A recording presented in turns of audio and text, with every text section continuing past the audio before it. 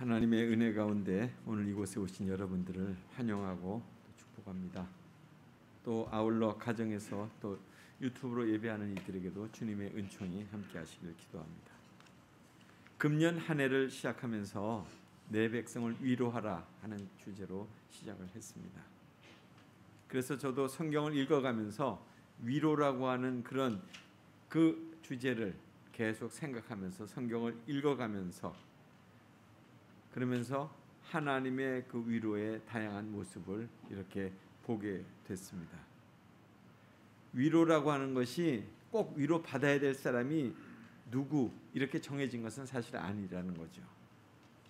그러니까 모든 사람들에게 다 위로가 필요하다 하는 거예요. 오늘 성경을 보더라도 그렇잖아요. 거기에 아브라함이 나오고 또 사레가 나오고 또 하갈이 나오는데 여러분 생각하기에 누가 위로를 가장 많이 받아야 될 사람이라고 생각하십니까? 아마도 생각할 때 사레가 아니었을까? 왜냐하면 그는 오랫동안 참으로 그 아기를 얻지 못해서 그것 때문에 전전긍긍했을 것이고 또 그것에 대한 가장으로서 또 남편 아브라함도 그랬을 것이고 하여튼 오늘의 말씀 속에서 하나님의 그 위로의 범위가 우리가 생각하고 있는 그 생각과 그 범위를 넘어가고 있다. 대상을 넘어가고 있다고 하는 사실을 우리가 발견하게 됩니다. 그래서 오늘의 말씀 속에서 정말 하나님의 위로는 어떻게 우리에게 임하고 있는가? 하나님의 그 위로의 그 은혜를 우리 모두가 발견하게 되기를 소원합니다. 오늘 본문에 소개되고 있는 한 여인, 그 여인은 환영받지 못하던 여인이었습니다. 그녀는 애굽 사람, 지금으로 얘기하면 이집트 사람이었습니다. 그리고 그 여주인, 그러니까 아브람과 사라 그 여주인의 종이었죠. 몸종이었죠. 그 여종의 이름이 오늘 여기 하갈이라고 소개되고 있습니다. 그는 어떻게 이 집안으로 왔는가 그것을 추적을 해보니까 아브라함이 기근을 피해서 남쪽으로 이렇게 내려갔다가 애굽으로 갔을 때에 그 남쪽의 왕, 그 바로 왕이 그 사라가 너무나도 이렇게 귀하게 보여져서 그 여인을 갖다가 불러들였습니다. 그리고 아브라함에게 물었죠. 이 여인이 누구냐고. 그랬더니 아브라함이 자기 목숨이 이제 위태롭다고 생각을 해서였는지 자기의 누이라고 그렇게 속였습니다. 사실 이복 누이라고 할 수도 있어요. 아버지는 같고 어머니가 달랐으니까. 그렇게 해서 그 위기를 모면하려고 했었어요. 그러다가 그날 밤에 하나님께서 참으로 그 바로에게 그것을 일러주셨죠. 그래서 결국 그 선물을 다 받고 그때 이제 누이 동생을 소개받은 것에 대한 대가로 은금을 받고 노비를 받고 이렇게 선물로 받았을 그때 아마 하갈은 바로 왕으로부터 부여받은 그런 선물이었을 것이다. 이렇게 추측할 수 있습니다. 이 하갈이라고 하는 여인, 우리가 이 성경 속에서 본다면 아브라함과 사레가 엮어가고 있는 이 이야기 속에 그 등장하는 것을 우리는 왜 이 여인이 여기에 이렇게 속하고 있나 별로 반갑지 않다 생각하는 사람들이 많습니다. 또 애굽의 여인이 믿음의 조상이라고 하는 아브라함과 사라의 그 집안에서 이렇게 중요한 인물로 등장한다는 것에 대해서 별로 달가워하지 않는 것 같아요. 아무튼 하갈은 사라의 종이었습니다. 여종으로 아브라함의 아이를 잉태했다고 하자 그는 어떻게 됐습니까? 여주인 사라를 이제 깔보게 됐죠. 그래서 그것이 괘씸죄로 돼서 결국 그는 쫓겨나게 되잖아요. 그 개역 개정 그 성경에 보면 거기에서 그렇게 나와요. 각주에는 아내라고 이렇게 표기가 됐는데 하갈이, 그런데 하갈을 아브라함의 첩이라고 이렇게 번역을 했어요. 그래서 이 개역 개정에는 하갈을 사라와 동등한 신분으로 인정하지 않으려고 했다는 거예요. 그런데 하갈이 아브라함의 첩이 되는 것은 사실 본인이 자원한 것은 아니었어요. 그 여주인인 사라가 그렇게 실행한 거죠. 그래서 사람들은 또 그렇게 얘기합니다. 사라가 자기가 자업자득 아니냐, 자기가 그렇게 해놓고 자기가 결국 그런 일들을 겪는 거 아니냐. 사라가 하나님이 주신 약속을 믿지 않았기 때문에, 그래서 하갈을 아브라함에게 첩으로 주어가지고 이스마엘을 낳게 한 것은 그의 잘못이다, 이렇게 얘기하고 있습니다. 그러니까 사라가 범한 그 불신, 하나님을 온전히 신뢰하지 못한 그 믿음으로 인해서 그 가정의 모든 일들이 복잡하게 얽혔다는 거죠. 그러니까 이스마엘의 임신과 탄생으로 인해서 그 집안 문제가 이제 그렇게 복잡하게 된 것입니다. 나중에 이스마엘은 어떻게 됐냐면 지금 아랍인들의 조상이 된 거예요. 그래서 지금도 이스라엘과 아랍과 그 중동에서 계속 싸우고 있잖아요. 그 문제에 대한 것을 조장한 책임이 사실 사라에게 있다고도 볼 수 있습니다. 그래서 하나님이 사실 아들 낳기를 단념한 그 아브라함이 어떻게 했어요? 맨 처음에 대안으로 자기의 종 엘리에셀을 자기의 양자로 삼으려고 했었어요. 그럴 때 하나님께서 아브라함에게 말씀하셨죠. 내 몸에서 날짜가 내 상속자가 된다. 엘리에셀이 상속자가 아니다. 내 종이 상속자가 아니다 그랬어요. 그러니까 하나님이 아브라함이 낳을 아들을 상속자가 될 거라고 이렇게 하셨는데, 그 아들을 꼭 사라가 출산한다고 그렇게 말씀하지는 않으셨어요. 그래서 사라도 그렇게 이해를 한 거예요.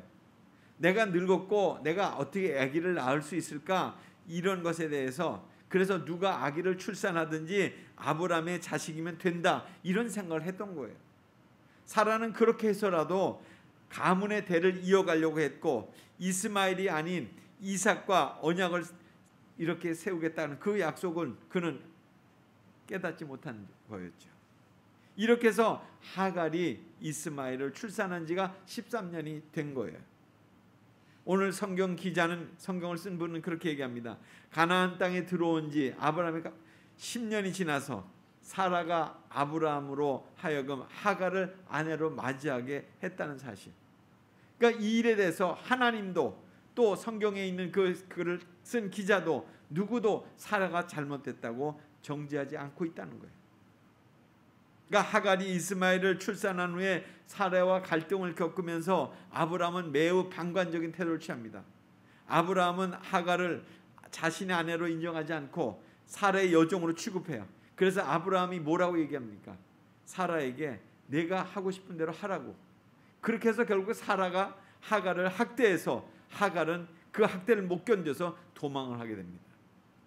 하나님도 하갈을 아브라함의 아내가 아닌 사라의 여종이라고 이렇게 부르시고, 그리고 하갈에게 나타난 여호와의 사자도 하갈에게 그렇게 얘기합니다. 여주인 사라에게로 돌아가라, 그에게 복종하라, 이렇게 말씀하고 있는, 오늘 16장의 말씀의 내용이 그런 내용들이에요. 그래서 하갈은 다시 여주인인 사라의 집으로 돌아가요. 사라의 질투와 학대가 기다리고 있는 그런 곳으로 다시금 돌아가는 거예요. 그러나 하갈은 사실 혼자가 아니잖아요. 배 안에 이미 아브라함의 가문을 이어갈 아들 이스마엘이 함께 있었던 거예요. 그러니까 하나님은 이방인의 여종의 몸을 통해서 또 다른 한 부족을 약속하셨고, 그래서 이것을 통해서 본다면 믿음이라고 하는 것은 보이지 않는 것을 확신하는 것이요, 바라는 것들의 실상이라고 하는 히브리서 말씀을 다시금 이렇게 우리가 기억하게 합니다. 그러니까 바라는 것은 아직 이루어지지 않았고, 보이지 않는 것은 아직 현실이 되지 않았지만, 믿음은 보이지 않는 것을 마치 본 것처럼, 그리고 이루어지지 않은 미래를 이미 이루어진 것처럼 현재로 그렇게 살게 하는 것이, 그것이 바로 믿음이라는 거예요. 그래서 하갈은 다시 사라의 질투와 학대가 기다리고 있는 일상으로 돌아간 것입니다. 결국 그것을 이렇게 들여다보고 있으면 하갈은 하나님을 만난 이후에 그의 믿음이 아주 확고해졌다고 하는 거예요. 하나님은 보시는 하나님이라는 것을 그가 경험한 거예요. 보시는 하나님, 우리를 살펴보시는 그런 하나님이라 하는 것을 그는 깨달은 거예요. 사람의 손으로 만든 우상, 그 당시에 많았습니다. 눈이 있어도 볼 수 없었고, 귀가 있어도 듣지 못했고, 또 입이 있어도 말하지 못하고, 코가 있어도 냄새를 맡지 못하고, 손이 있어도 만지지 못하고, 발이 있어도 걷지 못하고, 목구멍이 있어도 소리를 내지 못하는, 그렇지만 살아계신 하나님은 이방인 여인이었던 이 하갈의 고통을 보시고 고통을 들으시고 그리고 그 미래를 약속하신 하나님이셨다는 거죠. 그 후에 우리가 쭉 출애굽기를 보면 하나님께서 자기 백성을 이집트에서부터 고통받는 것을 보셨고, 억압받는 그것 때문에 괴로워하는 그들의 소리를 들으시고, 그리고 누구를 보내셨어요? 모세를 보내셔서 이집트에서 그 백성들을 해방시키셨잖아요. 그러니까 고통받는 우리를 뒤에서 보고 계시는 하나님, 우리의 작은 신음에도 들으시는 하나님, 또 우리가 그분을 보지 못할 때도 우리를 보고 계시는 그런 하나님, 그분이 바로 우리와 함께 계시다 하는 것이죠. 하나님은 문제를 해결하는 방안을 참으로 제시했습니다. 하갈로 하여금 뭐라고 그랬습니까? 내 여주인 사레에게 돌아가라. 그래야만 이 문제가 풀릴 것이다.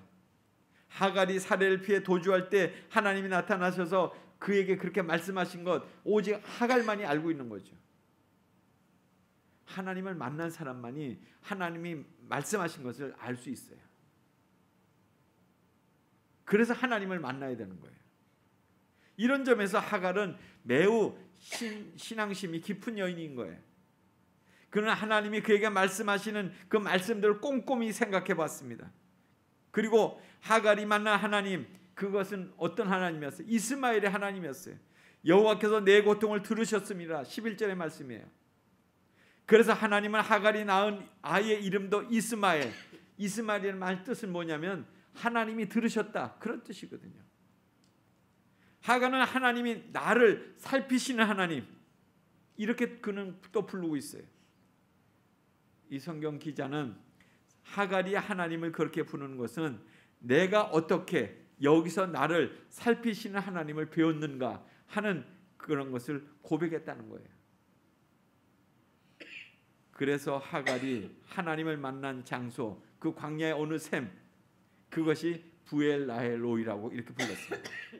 그러니까 나를 살피시는 살아계신 이의 우물, 내가 여기서 하나님을 만났다는 거예요. 부엘라헬로이, 나를 살피시는 살아계신 이의 우물, 여기서 하나님을 만났다. 그러니까 하갈은 이렇게 해서 하나님이 일러주신 대로 귀가를 했어요. 집으로 다시 돌아왔어요. 그 위에 사라와 갈등을 이렇게 계속 겪었다는 그런 구절들은 없잖아요. 특히 하나님이 하신 말씀은 아브라함에게 또 상세하게 전했을 거예요. 그래서 하갈이 아이를 출산했을 때 아브라함이 그 아이의 이름을 뭐라고 그랬어요? 이스마엘이라고 그랬잖아요. 이미 알려줬기 때문에 그렇게 지은 거예요. 아브라함의 아내였지만 천대받는 여인이었던 하갈, 그 여인은 자신에게 다가오셔서 말씀하시는 그 하나님을 또 나를 살피시는 하나님이라고 이렇게 불렀다는 거예요. 그녀의 고백이에요. 그녀는 자신의 고통의 자리에서 자신을 살펴주시는 하나님을 만난 거예요. 가장 힘들고 어렵고 정말 내동댕이 쳤다고 자기 인생이 다 끝났다고 하는 그 자리에서 거기서 하나님을 만난 거예요. 하갈, 그의 신분은 비참했잖아요. 정상적인 결혼을 하지도 못한 채 정말 아브라함의 첩으로 그냥 살 수밖에 없었죠. 다른 종들은 아마 그것을 어떻게 생각했겠어요? 너는 주인의 첩이 됐으니까 좋겠다. 그렇지만 그는 마음이 불편했겠죠. 아마 이런 하갈의 입장에 대해서 하갈을 한번 여러분 상상을 해보세요. 그러면 여러분 어떻게 반응하시겠습니까? 그와 같은 상황 속에서 확고하지 못한 처지에서 주인의 첩으로 택함받은 거 내 결정도 아니고 그냥 수동적으로 그렇게 된 것에 대해서, 그리고 더구나 임신도 했고 주인의 아들 잉태했고, 뭐 한편으로는 이제 내가 주인의 아들 잉태했다는 것이 기뻤을지도 몰라요. 그러나 그 사실에 대해서 아브라함과 사라가 알게 되면서 갈등이 시작되잖아요. 이미 예견된 상황이죠. 하갈은 이 상황에 대해서 자신의 신분이 조금은 나아지고 있겠다 이런 생각을 했을지도 몰라요.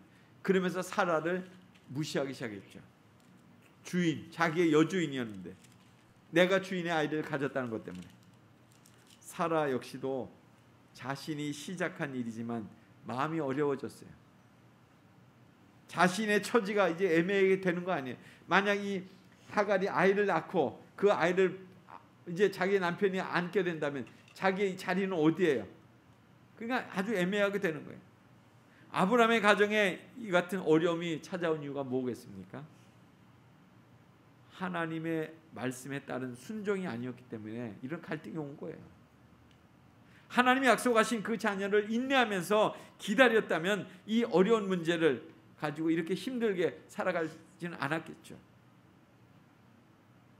그런 면에서 본다면 이 하갈은 피해자예요. 사라는 그런데 아브라함에게 그 문제의 원인을 지적합니다. 당신 때문에 이 문제가 생겼다는 거예요. 사실 아브라함도 그런 면에서 본다면 또 다른 피해자일 수도 있잖아요. 자기는 하라는 대로 한 것뿐인데, 사라가 하라는 대로 한 것뿐인데, 아브라함도 사라에게 하갈의 문제에 대한 결정권을 넘겨줍니다.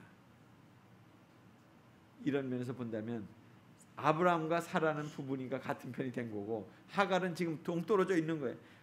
힘도 없고 대항할 그런 입장도 아닙니다. 자기 편에 선 사람은 아무도 없는 거예요.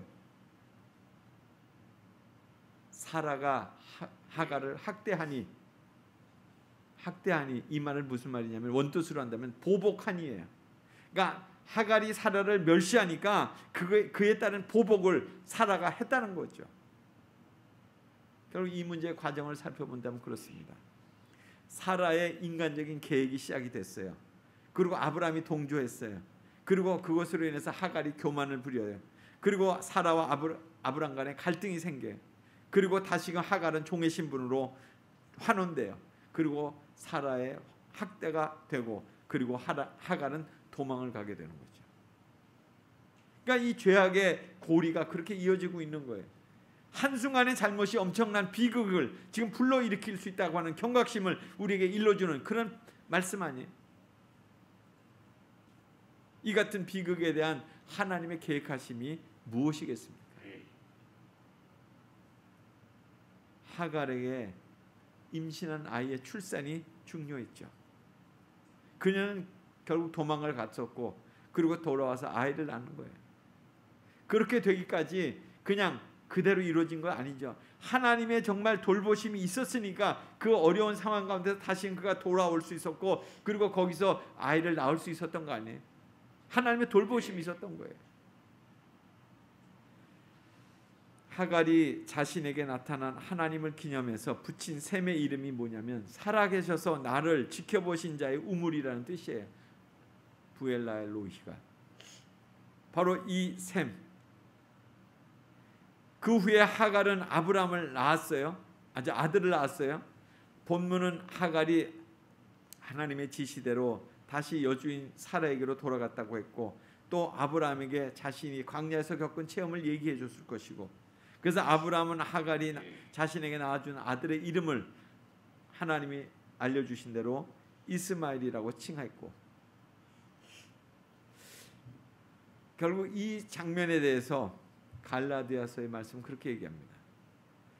그러니까 하나님의 약속을 따라서 난 자녀, 그것은 우리가 후에 보지만 이삭이고, 이렇게 육체를 따라 난 자녀, 그것은 이스마엘이라고 이렇게 얘기합니다.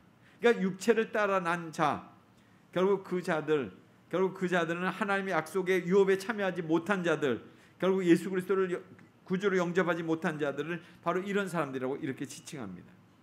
그러니까 약속의 자녀로, 또 하나님은 또 한쪽은 그런 약속이 없이 그렇게 태어난 자녀로, 그러니까 믿음 생활에 두 흐름이 있다는 거예요.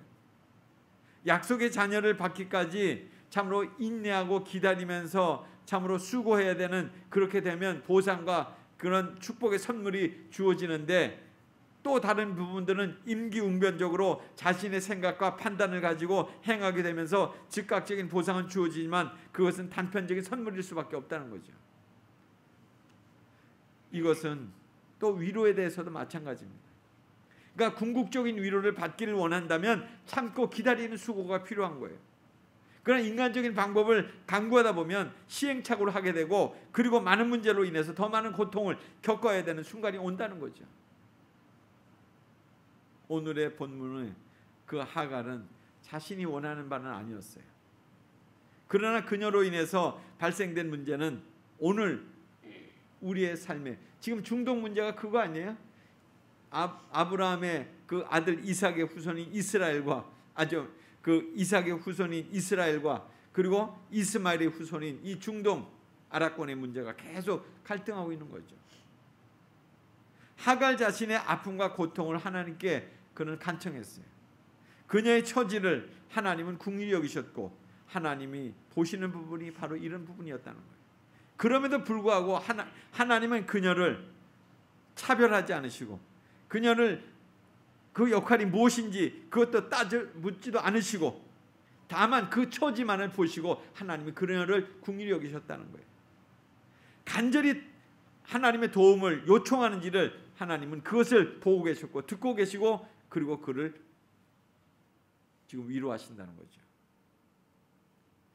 우리의 처지가 하갈처럼 뭐 이렇게 곤고해지지는 않았다 할지라도 우리는 하나님의 도우심이 간절히 필요한 사람들입니다. 그러니까 어떤 자리에 있든지 또 그곳에서 하나님을 만난다면 우리는 하나님의 위로를 받게 될 거예요. 우리가 할 일은 바로 이거예요. 힘들고 어려운 일을 만난 이웃들을 우리가 하나님을 만날 수 있도록 그렇게 중보하는 거죠. 그렇게 되면 뭐 그것은 기도로 섬길 수도 있고 사랑으로 섬길 수도 있는 것인데, 그 방법을 또 모르겠다면 하나님께 기도하는 거예요.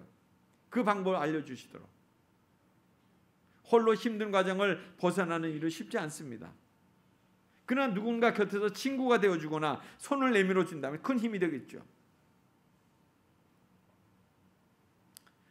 뭐 오래전에 여러분도 그분의 노래를 들어본 적이 있는 분이 있을지 몰라요. 스페인 마드리드에 장래가 촉망되던 축구 선수가 있었어요. 그런데 한순간 교통사고로 인해서 마비가 돼서 더 이상 이제 축구를 할 수 없게 됐다는 거예요. 그 선수가 병상에 누워서 얼마나 절망 가운데 빠졌는지 아무도 만나고 싶지 않다고 그랬어요. 그냥 눈물만 흘렸어요. 제가 학력을 보니까 스페인의 무슨 법과대학을 나왔더라고요. 집안은 의사 집안이에요. 아주 집안이 좋았고 장래가 촉망되던 사람이었죠. 그런데 어느 날 지켜보고 있던 간호사가 가만히 이 선수 곁에다가 기타를 하나 갖다 놨어요. 기타. 며칠 뒤에 이 선수가 기타를 만지작거리기 시작했습니다. 제법 유능한 그런 솜씨로 그 기타를 다루게 되는 걸 보았어요. 그리고 노래를 불러요. 그 기타가 이 선수에게 살아갈 이유를 발견하게 해준 거죠. 그 기타가 새로운 힘을 얻게 해준 거예요. 이 선수는 새로운 삶을 시작했습니다. 그 이후 이 사람은 축구 선수가 아니라 가수로서 새로운 인생을 출발하게 됐어요. 많은 사람들에게 도전을 줬죠. 그 선수는 축구 선수가 아니라 아름다운 음성으로 가수로서 사람들의 마음을 사로잡았어요. 그가 바로 스페인의 유명한 국민 가수 훌리오 이글레시우스라는 사람입니다. 우리는 누군가의 위로자가 될 수가 있습니다. 왜냐하면 우리는 이미 예수님의 위로를 경험한 사람들이기 때문에 그래요. 또 하나님이 우리를 눈동자처럼 지키심을 경험한 사람이기 때문에 그렇다는 거예요. 여러분, 하나님께서 그저 감동 주시는 대로 위로의 손길을 한번 내밀어 보세요. 그러면 하나님의 위로를 경험했음을 아마 깨닫게 돼요. 아, 그래서 내가 이렇게 손을 내밀 수 있는 거구나 하는 깨닫게 될 거예요. 또 여러분을 통해서 하나님의 위로의 역사가 또 흘러가게 될 거예요. 그렇게 되면 우리의 삶은 훈훈해질 거고 넉넉해 풍성해질 것이고 복된 삶을 살 거 아니겠어요. 그래서 이 한 해를 살면서 하나님께서 내 백성을 위로하라, 내가 이미 위로받은 자임을 기억하면서 그렇게 참 다시 한번 그 말씀 앞에 순종의 길을 걸으며 복된 생애가 여러분 삶 속에 이어지게 되기를 간절히 소원합니다. 같이 기도하겠습니다. 하나님, 오늘도 주님의 말씀 가운데 우리를 다시 한번 복된 인생으로 불러주셨음을 기억합니다. 우리가 이미 예수 그리스도의 그 십자가의 공로로 위로받은 자임을 기억하게 해 주옵소서. 주님의 놀라운 사랑을 받은 자로 그 사랑이 우리 안에 있음을 기억하며 또 우리가 손길을 펼 때 그 사랑이 내 안에 있었던 것들이 확인되어짐을 기억하게 하옵소서. 그리고 그 사랑으로 하나님, 정말 하나님의 위대한 위로의 역사를 이루어가는 삶을 살게 하여 주옵소서. 오늘 하나님의 교회 정말 주님의 위로와 그 풍성한 은혜가 다시 한번 넘쳐나게 해 주옵소서. 예수님 이름으로 기도드리옵나이다. 아멘.